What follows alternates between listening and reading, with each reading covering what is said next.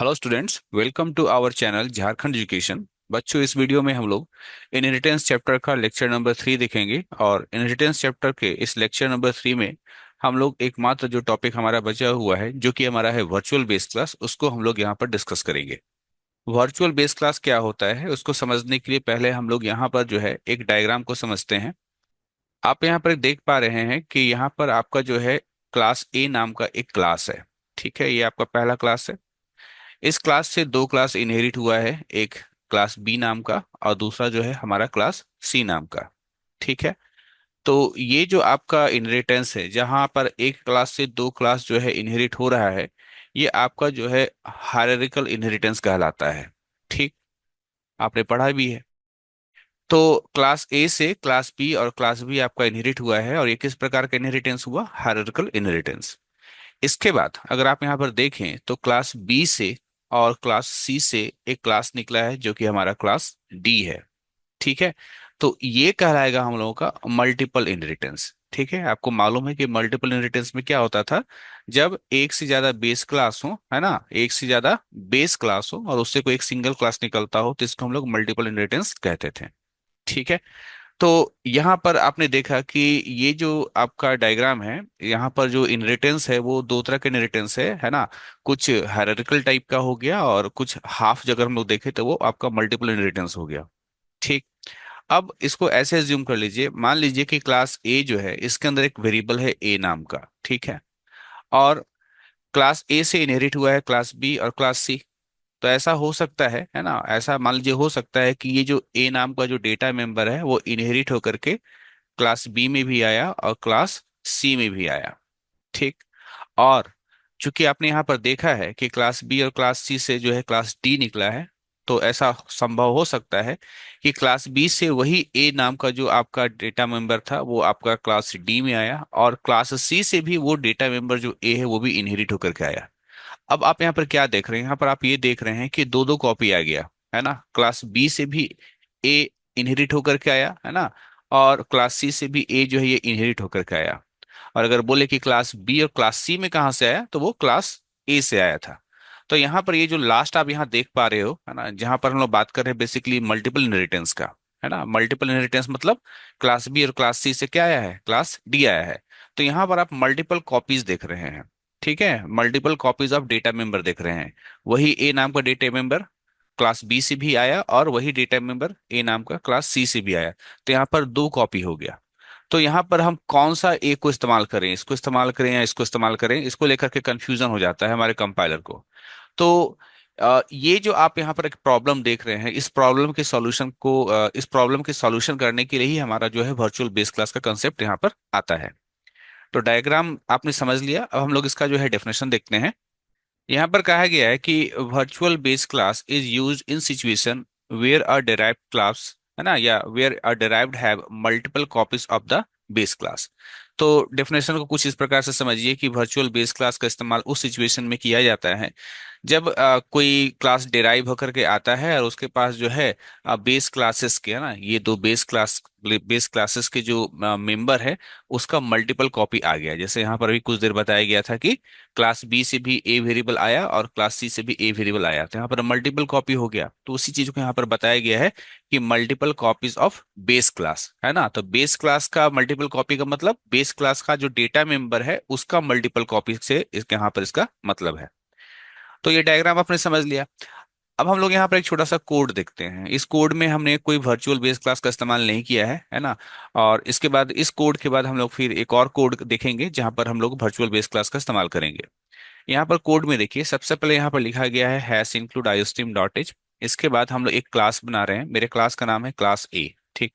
इसके public section में हमारा एक डेटा मेंबर है इंट ए, है ना, ए नाम का हमारा एक डेटा मेंबर है, यानी हमारा एक वेरिएबल है। इसके बाद जो है ये जो आपका क्लास ए है इसका डेफिनेशन यहाँ पर क्या हो गया? आपका बंद हो गया। आगे देखते हैं। यहाँ लिखा हुआ है क्लास क्लास बी, यानी हम लोग क्लास बी नाम का जो है एक क्लास बना रहे हैं। और यहाँ पर ये कोलोन लिखा हुआ है, यहाँ पर जो है विजिबिलिटी मोड पब्लिक लिखा हुआ है, और यहाँ पर लिखा हुआ है क्लास ए। इसका मतलब ये हुआ कि ये जो क्लास बी है ना, ये क्लास ए से क्या हुआ है? डिराइव्ड हुआ है। यानी क्लास ए जो है ये आपका क्या हो गया? ये आपका बेस क्लास हो गया। और ये जो आपका क्लास बी है ना, ये आपका क्या हो गया, ये आपका डिराइव्ड क्लास हो गया। ठीक। अच्छा, ये जो क्लास बी नाम का डिराइव्ड क्लास है, इसके पब्लिक सेक्शन में भी बी नाम का आपका क्या है, एक डेटा मेंबर है। ठीक है। अब एक बात को यहाँ पर समझना है आपको। अगर क्लास ए अगर बेस क्लास है और क्लास बी जो है डिराइव क्लास है, और आपका विजिबिलिटी मोड पब्लिक है, तो बेस क्लास का जो पब्लिक मेंबर होता है वो डिराइव क्लास में भी कहाँ जाता है, पब्लिक वाले सेक्शन में। ठीक है। एज्यूम कीजिए कि ये वेरिएबल यहाँ पर इनहेरिट होकर के आ गया है, ये जो डेटा मेंबर है। ठीक है। आगे चलते हैं। अब यहाँ देखिए, क्लास क्लास सी, यानी हम लोग क्लास सी नाम का भी एक एक और डिराइव्ड क्लास यहाँ पर देखने जा रहे हैं। इसका भी विजिबिलिटी मोड पब्लिक है, और यहाँ पर जो है ये जो क्लास सी है, किस क्लास से डिराइव हुआ है, क्लास ए से ही डिराइव्ड हुआ है। यानी क्लास ए से आपका एक क्लास डिराइव्ड हुआ था, क्लास बी, और साथ ही साथ अभी जो है एक क्लास सी भी क्या हो रहा है, डिराइव्ड हो रहा है। इस क्लास सी का अपना जो पब्लिक डेटा मेंबर है वो है आपका सी नाम का एक वेरिएबल। ठीक है। तो इसको आप कैसे समझेंगे, इसको आप इस प्रकार से समझेंगे कि चूंकि ये क्लास सी जो है वो किससे निकला है, क्लास ए से निकला है, तो क्लास ए का ये जो डेटा मेंबर है, दैट इज इंट ए, ये इनहेरिट होकर के आया होगा। क्यों आया होगा, हम लोग जो है पिछला दो क्लास पढ़े थे इनहेरिटेंस में, जिसमें हमने पढ़ा था कि अगर आपका विजिबिलिटी मोड पब्लिक होता है तो बेस क्लास का पब्लिक मेंबर डिराइव क्लास में भी कहाँ चला जाता है, पब्लिक सेक्शन में चला जाता है। ठीक है। तो इस प्रकार से अगर आप देखें तो ये हायरार्किकल इनहेरिटेंस का एग्जांपल हो गया। ठीक है। जहां पर हम लोग क्या देख पा रहे हैं, जहां पर हम लोग ये देख पा रहे हैं कि ए क्लास से दो क्लास निकला है, एक बी नाम का और एक सी नाम का। तो ए क्लास का जो मेंबर है ना, ए नाम का जो वेरिएबल, ये दोनों क्लास में इनहेरिट होकर के आ गया है ना। आप देख रहे हैं ये जो है ए नाम का वेरिएबल यहाँ भी आ गया है और यहाँ भी आ गया है। अब आगे चले।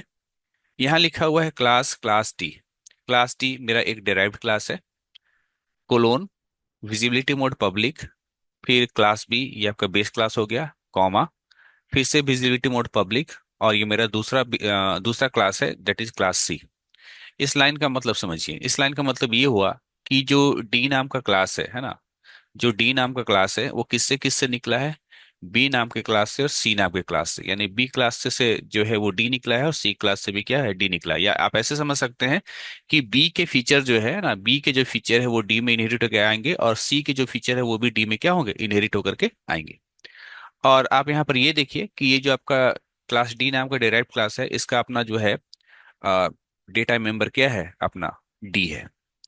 अब आप ऐसे समझिए, ए नाम का क्लास का जो अपना डेटा मेंबर था वो ए था। ए से दो क्लास निकला था बी, और क्या निकला था, सी। विजिबिलिटी मोड पब्लिक था, और ये भी आपका पब्लिक था, तो ये भी इनहेरिट होकर के यहाँ पर आ गया, बी में भी और सी में भी। इसके अलावा बी क्लास का अपना जो डेटा मेंबर था वो बी था, और सी क्लास का जो अपना डेटा मेंबर था वो सी था। इसके बाद अभी हमने पढ़ा कि एक डी क्लास भी डिराइव हुआ, किससे, बी से और सी से। ठीक है। विजिबिलिटी मोड पब्लिक था, और इसका अपना जो डेटा मेंबर है वो डी है। यहाँ क्या होगा ना, कि चूंकि यहाँ पर विजिबिलिटी मोड आपका पब्लिक है, तो बेस क्लास का जो पब्लिक मेंबर होता है वो डिराइव क्लास में भी पब्लिक में ही चला आता है। तो यहाँ पर ये जो दोनों है ना, ये बी और ए, ये भी इनहेरिट होकर के यहाँ पर आ जाएगा। और सी क्लास का ये जो मेंबर है ना, ये भी क्या होगा, ये भी आपका इनहेरिट होकर के आ जाएगा। आप गौर करेंगे ए नाम का वेरिएबल का क्या हो गया, दो कॉपी यहाँ पर आपको आ गया है। ठीक है। आना तो किसी एक को चाहिए था, है ना। तो यहाँ पर क्या है, ए का जो है ना, ए नाम का जो आप डेटा मेंबर है, इसका दो कॉपी यहाँ पर आ गया, और यही आगे चल करके आपको प्रॉब्लम करेगा। कैसे, वो देखिए। अब हमारा मेन फंक्शन है, हमने यहाँ पर क्या किया, क्लास डी ओबीजे, हमने क्लास डी का जो है ऑब्जेक्ट बनाया, क्या नाम का, ओबीजे नाम का। ठीक। हमने लिखा OBJ dot a equal to 10। ठीक है। और फिर मैंने लिखा ओबीजे एट इक्वल टू 100। ये दोनों आपका एरर आएगा। एरर इसलिए आएगा क्योंकि आपका कंपाइलर जो है कंफ्यूज कर जाएगा कि हम कौन से ए के बारे में बात कर रहे हैं, बी क्लास का जो ए है इसके बारे में बात कर रहे हैं, या सी क्लास के अंदर जो ए है हम उसके बारे में बात कर रहे हैं। तो यहाँ पर क्या हो जाएगा, कंफ्यूजन हो जाएगा। ठीक है। और यही एरर होगा।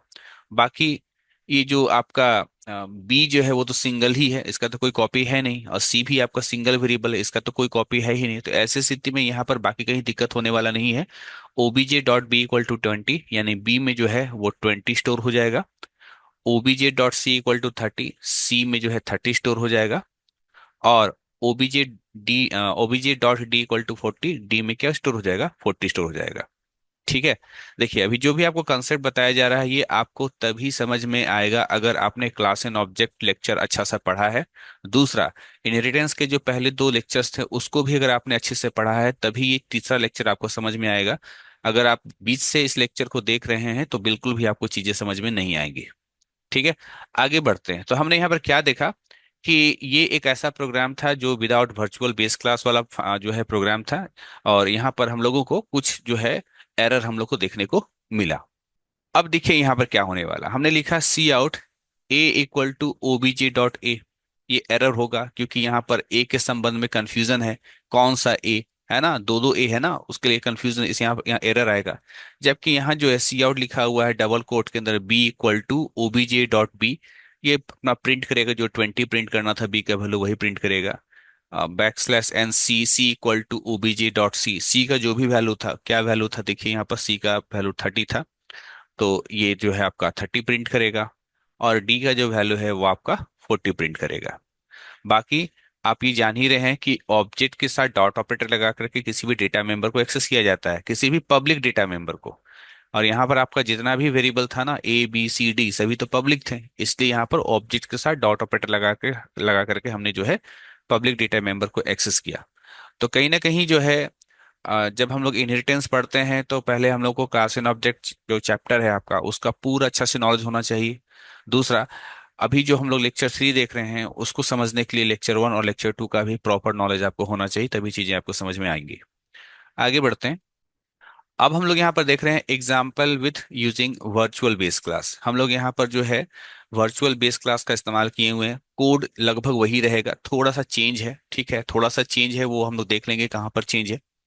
हमने सबसे पहले लिखा है इंक्लूड आईस्ट्रीम डॉट एच, फिर हमने क्लास ए नाम का एक क्लास बनाया और इसके पब्लिक सेक्शन में एक डेटा मेंबर है ए नाम का। ठीक। इसके बाद हम लोग क्लास बी नाम का एक क्लास जो है बना रहे हैं, ये एक डिराइव्ड क्लास है। और यहाँ पर गौर कीजिएगा, ये जो क्लास बी जो है ना वो किस क्लास से डिराइव हुआ है, क्लास ए से। लेकिन इससे पहले आप गौर कीजिएगा, यहाँ पर लिखा हुआ है वर्चुअल नाम का कीवर्ड, वर्चुअल। और उसके बाद जो है आपका यहाँ पर लिखा गया है ये जो आपका विजिबिलिटी मोड होता है वो। पुराने वाले कोड में क्या था, पुराने वाले कोड में यहाँ पर वर्चुअल नहीं था। ठीक है, सब कुछ था, ये वर्चुअल नहीं था। ठीक है, जबकि इस बार हम लोग यहाँ पर वर्चुअल कीवर्ड को यहाँ पर जोड़ रहे हैं। क्या फायदा होगा इसका हम लोग देखेंगे आगे चल करके। फिलहाल ये जो क्लास बी है आपका डिराइव क्लास है, इसका अपना जो पब्लिक डेटा मेंबर जो है वो आपका जो है बी है।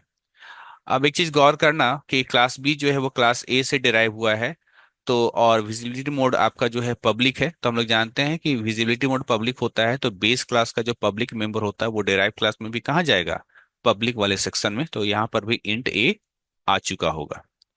आगे देखें, ये क्लास सी है, ये भी क्लास ए से डिराइव होकर के निकला है, यहाँ भी हमने वर्चुअल कीवर्ड का इस्तेमाल किया है। यहाँ भी विजिबिलिटी मोड आपका जो पब्लिक है, और आप जानते हैं कि अगर विजिबिलिटी मोड पब्लिक होता है तो बेस क्लास का जो पब्लिक मेंबर होता है वो डिराइव क्लास में कहाँ चला आता है, वो भी आपका पब्लिक में आता है।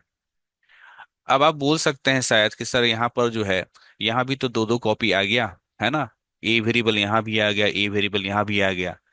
और आप अंदाजा लगा सकते हैं कि इसी बी क्लास और सी क्लास से डी क्लास निकलने वाला है। देखिए यहाँ पर वही है कि हम लोग क्लास डी जो है ये आपका डिराइव्ड क्लास है, किससे डिराइव हुआ है, क्लास बी से और क्लास सी से। हाँ, यहाँ पर कोई वर्चुअल कीवर्ड इस्तेमाल हम लोग नहीं किए हैं। ठीक है, तो विजिबिलिटी मोड क्या है, पब्लिक है। डी क्लास में अपना जो इसका पब्लिक डेटा मेंबर है वो डी है। अब गौर कीजिएगा, ए जो क्लास था इसका अपना डेटा मेंबर ए था, ए से एक क्लास बी निकला और एक क्लास सी निकला। ठीक। बी का अपना डेटा मेंबर था बी नाम का वेरिएबल, और सी जो आपका क्लास था इसका अपना डेटा मेंबर था वो सी। साथ ही साथ ये ए क्लास का डेटा मेंबर वो भी इनहेरिट होकर के आया है ना सी में, और साथ ही साथ वो बी क्लास में भी इनहेरिट होकर के आया। फिर क्या हो रहा है, यहाँ पर डी नाम का क्लास बन रहा है, किससे बन रहा है, बी और सी की मदद से। ये मल्टीपल इनहेरिटेंस हो गया जहां पर दो बेस क्लासेस हैं। डी क्लास का अपना डेटा मेंबर क्या था, डी था। और चूंकि पब्लिक डेरिवेशन है तो ये दोनों का दोनों जो है ये भी यहाँ पर आ जाएगा इनहेरिट होकर के, ये भी हो जाएगा यहाँ पर इनहेरिट होकर के। ठीक है। और यहाँ पर जो है यहाँ से जो है आ जाएगा सी, और यहाँ से आ जाएगा ए। लेकिन यहाँ पर एक चीज नहीं होता है, वो क्या नहीं होता है, वो ये होता है कि ये दोनों ए नहीं आएंगे। मैंने भले यहाँ पर लिख दिया कि दोनों ए आ गया, इन दोनों में से कोई एक ए आएगा। और ये कौन तय करता है? ये आपका कंपाइलर तय तय करता है कि डी क्लास में हम जो है बी क्लास का ए आएगा या सी क्लास का ए डेटा मेंबर आएगा। ठीक है, तो हम लोग कोड को यहाँ पर देखते हैं। देखिए यहाँ पर क्लास डी में क्या क्या हुआ होगा। इसमें इंट ए आ चुका होगा, इसमें इंट बी आ चुका होगा इनहेरिट होकर के, और यहाँ पर इंट सी आ चुका होगा इनहेरिट होकर के। मेन फंक्शन में आते हैं हम लोग। डी क्लास है ना, क्लास डी का हम लोग ऑब्जेक्ट बना रहे हैं ओबीजे। फिर हमने लिखा OBJ dot a equal to 10। यहाँ कोई एरर नहीं, जबकि पिछले बार जो क्या हो रहा था यहाँ पर एरर बता रहा था। OBJ a equal to 10, OBJ a equal to जो है 100। अब आप कंफ्यूज करेंगे कि कहीं ऐसा तो नहीं है सर कि एक ए में जो है 10 स्टोर होगा और एक ए में 100 स्टोर होगा। तो ऐसा यहाँ पर नहीं है, क्योंकि यहाँ पर ए का केवल एक ही कॉपी आया है। तो होगा यहाँ पर सबसे पहले ये, इस ए में शुरू में 10 स्टोर हुआ होगा, और अगली लाइन में जो हमने लिखा है ना OBJ dot equal to a equal to 100, तो यहाँ पर क्या होगा कि अगली बार इस ए में 100 स्टोर करने के बारे में बात हो रहा है, तो 10 हट जाएगा और इसमें क्या आ जाएगा, 100 आ जाएगा। इस प्रकार से जो है ए का एक ही कॉपी है, उसमें शुरू में हम लोग 10 स्टोर कराएं और उसके बाद 100 स्टोर करा रहे हैं, तो 10 हट जाएगा और 100 आ जाएगा, यानी ए का वैल्यू अपडेट हो जाएगा। फिर हमने यहाँ पर लिखा OBJ dot b equal to 20, यानी बी में जो है वो 20 स्टोर हो जाएगा।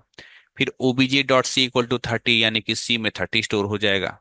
और OBJ dot d equal to 40, यानी कि डी में क्या हो स्टोर हो जाएगा, आपका 40 स्टोर हो जाएगा। जबकि ए में शुरू में 10 स्टोर हुआ था, फिर बाद में इसमें 100 स्टोर हुआ। अब आगे का कोड है cout a equal to OBJ dot a, तो ये 100 प्रिंट करेगा। सी आउट डबल कोट के अंदर लिखा है बी कोलोन, तो बी कोलोन प्रिंट किया। और ओबीजे डॉट बी, बी का वैल्यू 20 प्रिंट किया जो स्टोर कराया गया था। अगला है सी आउट, डबल कोट्स के अंदर है सी कोलोन, तो सी कोलोन प्रिंट किया। ओबीजे डॉट सी, तो सी का वैल्यू 30 था, है ना, तो 30 प्रिंट किया। फिर लिखा हुआ है सी आउट, डबल कोट्स के अंदर लिखा हुआ है डी कोलोन, तो डी कोलोन प्रिंट किया। और ओबीजे डॉट डी, डी में हमने 40 स्टोर करा था, तो ये हमारा 40 प्रिंट किया। तो मुख्य अंतर क्या था? जो दो कोड हमने देखा उसमें मुख्य अंतर बेसिकली ये था कि हमने यहाँ पर वर्चुअल कीवर्ड का इस्तेमाल कर लिया, जिसके चलते ये दोनों वर्चुअल बेस क्लास बन गए। कौन कौन? क्लास बी और क्लास सी, है ना। बी क्लास और सी क्लास ये दोनों वर्चुअल बेस क्लास बन गए, और इसी से आपका जो है डी क्लास क्या हुआ था, निकला था। इसके चलते इसका ए वेरिएबल और इसका ए वेरिएबल, इन दोनों में से कोई केवल कोई एक ए इसमें आएगा, या तो इसका वाला आएगा या तो इसका वाला आएगा, डिपेंड करता है कंपाइलर किसको लेकर के आता है। ठीक है, तो हमारा प्रॉब्लम सॉल्व हो गया। ठीक है, तो यही था आपका वर्चुअल बेस क्लास का कंसेप्ट। अब एक छोटा सा चीज और है, इसको हम लोग थियोरेटिकली देखेंगे, इसका प्रोग्राम नहीं देखेंगे। वो ये है कि inheritance with constructor and destructor. Inheritance का कंस्ट्रक्टर डिस्ट्रक्टर को लेकर के क्या संबंध है, वो हम लोग यहाँ पर थोड़ा सा इसको थियोरेटिकली पढ़ लेते हैं। इस चीज को पढ़ने से पहले आपको ये समझ में आना चाहिए कि कंस्ट्रक्टर किसे कहते हैं और डिस्ट्रक्टर किसे कहते हैं। ठीक है, और कंस्ट्रक्टर डिस्ट्रक्टर किसे कहते हैं, इसके लिए हम लोगों ने एक चैप्टर ऑलरेडी हमने पढ़ा हुआ है, that is constructor and destructor. वो आप जा करके प्लेलिस्ट से देख सकते हैं।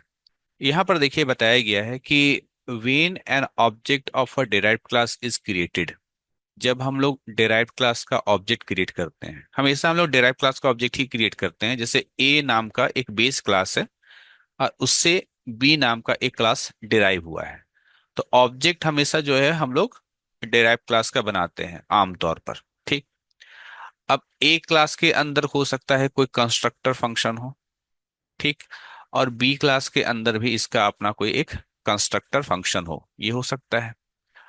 यहाँ तक आपको मैंने डायग्राम बता दिया है। अब आगे हम लोग थ्योरी को पढ़ते हैं कि यहाँ पर कहा जा रहा है कि जब भी आप किसी डिराइव क्लास का ऑब्जेक्ट बनाते हैं, हमने डिराइव क्लास बी का ऑब्जेक्ट बनाया, मान लीजिए ओबीजे नाम का। ठीक है, मान लीजिए हमने ऑब्जेक्ट बनाया क्या, ओबीजे नाम का ऑब्जेक्ट बनाया डिराइव क्लास का। ठीक है, ये आपका बेस क्लास है, ए नाम का बेस क्लास है, और बी नाम का आपका यहाँ पर डिराइव क्लास है। यहाँ पर कहा गया है first the base class constructor is invoked, सबसे पहले बेस क्लास का कंस्ट्रक्टर कॉल होगा। हालांकि आप ये जानते थे कि जैसे ही आपका क्लास, जैसे ही आप किसी क्लास का ऑब्जेक्ट बनाते हैं उस क्लास का कंस्ट्रक्टर कॉल होता है। आपने ये पढ़ा था कंस्ट्रक्टर डिस्ट्रक्टर चैप्टर में कि जैसे ही क्लास का ऑब्जेक्ट बनता है वैसे ही उस क्लास का कंस्ट्रक्टर कॉल होता है। तो इस हिसाब से तो हम लोग डिराइव क्लास का ऑब्जेक्ट बना रहे हैं तो डिराइव क्लास का कंस्ट्रक्टर कॉल होना चाहिए, लेकिन ऐसा नहीं है। हम लोग अब इनहेरिटेंस पढ़ रहे हैं, तो इनहेरिटेंस में क्या होता है कि जैसे ही हम लोग डिराइव क्लास का ऑब्जेक्ट बनाते हैं तो सबसे पहले बेस क्लास का कंस्ट्रक्टर कॉल होता है ना, followed by the derive class constructor, और उसके बाद जो है डिराइव क्लास का कंस्ट्रक्टर कॉल होता है। आगे ये भी बताया गया है कि when an object of a derived class expires, जब डिराइव्ड क्लास का ऑब्जेक्ट एक्सपायर होता है तो क्या होता है, तब यहाँ फिर उल्टा होता है। पहले डिराइव्ड क्लास का डिस्ट्रक्टर कॉल होगा, यानी पहले डिराइव्ड क्लास का जो है डिस्ट्रक्टर है ना, ये यहाँ पर डिस्ट्रक्टर लिख रहे हैं, पहले डिराइव्ड क्लास का डिस्ट्रक्टर कॉल होगा और उसके बाद जो है ना बेस क्लास का डिस्ट्रक्टर कॉल होगा। ठीक है, तो इसको फिर से दोहरा दे रहे हैं। हम लोग अगर डिराइव क्लास का कोई ऑब्जेक्ट बनाते हैं तो ऑब्जेक्ट बनते ही सबसे पहले बेस क्लास का कंस्ट्रक्टर कॉल होगा और उसके बाद ही डिराइव क्लास का कंस्ट्रक्टर कॉल होगा। और जब ऑब्जेक्ट एक्सपायर हो जाता है तब पहले डिराइव क्लास का डिस्ट्रक्टर फंक्शन कॉल होता है और उसके बाद बेस क्लास का डिस्ट्रक्टर फंक्शन कॉल होता है। ये बात यहाँ पर इस पहले वाले पैराग्राफ में बताया गया है, जो मैंने यहाँ पर आपको डायग्राम की मदद से समझाया है। आगे चलते हैं। If there is no constructor specify in derived class, मान लीजिए ए नाम का बेस क्लास है, ठीक है, ए नाम का बेस क्लास है और बी नाम का आपका यहाँ पर डिराइव्ड क्लास है। ठीक, अगर ऐसा हो कि हम लोग डिराइव्ड क्लास का कोई ऑब्जेक्ट बना रहे हैं ओबीजे, है ना, बेस क्लास के अंदर कोई कंस्ट्रक्टर हो, कंस्ट्रक्टर देखिए एक चीज और भी है, आपको याद होगा कंस्ट्रक्टर फंक्शन का नाम वही होता है जो कि क्लास का नाम होता है, तो ऐसे लिख करके ऐसे फंक्शन बना दी, ये कंस्ट्रक्टर फंक्शन हो गया। तो यहाँ पर कह रहा है कि if there is no constructor specify in derived class, मान लीजिए डिराइव्ड क्लास के अंदर कोई कंस्ट्रक्टर नहीं है ना, डिराइव्ड क्लास के अंदर कोई कंस्ट्रक्टर नहीं है, बेस क्लास के अंदर कंस्ट्रक्टर था। तो यहाँ पर कह रहा है then derived class will use the appropriate constructor, अगर बेस क्लास के अंदर कंस्ट्रक्टर हो और डिराइव क्लास के अंदर कोई कंस्ट्रक्टर ना हो तो वैसी स्थिति में जो डिराइव क्लास जो होता है वो एप्रोप्रिएट कंस्ट्रक्टर को क्या करेगा, यूज करेगा। यहाँ पर एप्रोप्रिएट कंस्ट्रक्टर का मतलब ये हो गया, ठीक है, कि no argument constructor of the base class, यानी बेस क्लास के अंदर जो कंस्ट्रक्टर है उसको कॉल करेगा। ध्यान से सुनना, अगर डिराइव क्लास में कोई कंस्ट्रक्टर नहीं है तो वैसे स्थिति में हमारा कंपाइलर क्या करेगा कि बिना आर्गुमेंट वाला कंस्ट्रक्टर है ना, बेस क्लास का बिना आर्गुमेंट वाला कंस्ट्रक्टर को क्या करेगा, कॉल करेगा। तो ये एक थ्योरेटिकल चीज है, इसका संभावना एग्जाम में यही हो सकता है कि इससे संबंधित कोई एमसीक्यू बना करके आपसे पूछ दे। ठीक है, तो हमारा जो इनहेरिटेंस नाम का जो चैप्टर है ये हमारा कंप्लीट हुआ। हमने इसमें 3 लेक्चर्स जो है, 3 लेक्चर में हमने इनहेरिटेंस नाम के चैप्टर को कवर किया। ये चैप्टर यहीं खत्म होता है और हम लोग जो है अगली वीडियो में हम लोग नया चैप्टर शुरू करेंगे जो कि हमारा होगा पॉइंटर। मिलते हैं नेक्स्ट वीडियो में, तब तक के लिए थैंक यू।